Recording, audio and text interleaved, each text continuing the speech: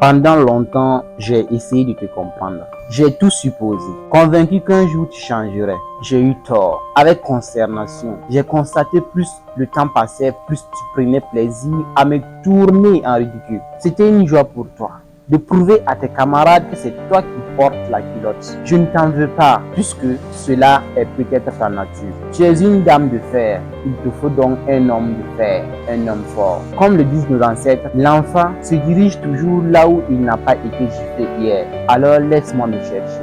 Laisse-moi me chercher une femme mouton avec qui je peux m'entendre. Quant à toi, que la grâce céleste te guide vers un homme fort qui sera digne de toi. Adieu. Nadine. Après ce message, allô, Nadine n'a malheureusement pas pu formuler ses dernières excuses pour rattraper ses erreurs. Il faut savoir que l'histoire de Nadine et de Franck a commencé depuis longtemps. Franck était cet homme-là qui a tout accepté. Mais Nadine était convaincue qu'il ne faut jamais montrer à un homme que tu l'aimes, au risque de te faire malmener.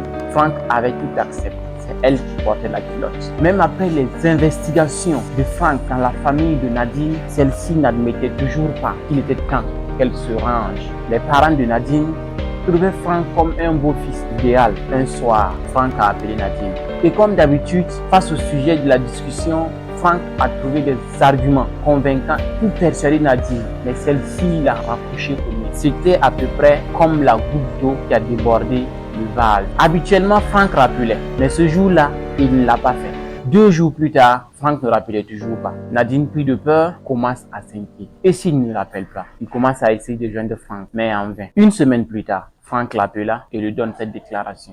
Adieu. Ce qui fait mal ici, c'est de ne pas pouvoir dire à Franck quoi que ce soit une fois qu'on a reconnu le mal. Je ne sais pas l'histoire qui se cache derrière cette histoire parce que chacun peut la voir autrement. Mais ce que j'aimerais transmettre à travers cette vidéo, c'est le fait de reconnaître que chaque personne est animée par des sentiments. Admettre qu'on aime quelqu'un n'est pas un signe de faiblesse. Admettre que nous aimons quelqu'un ne fait pas de nous un sous-homme.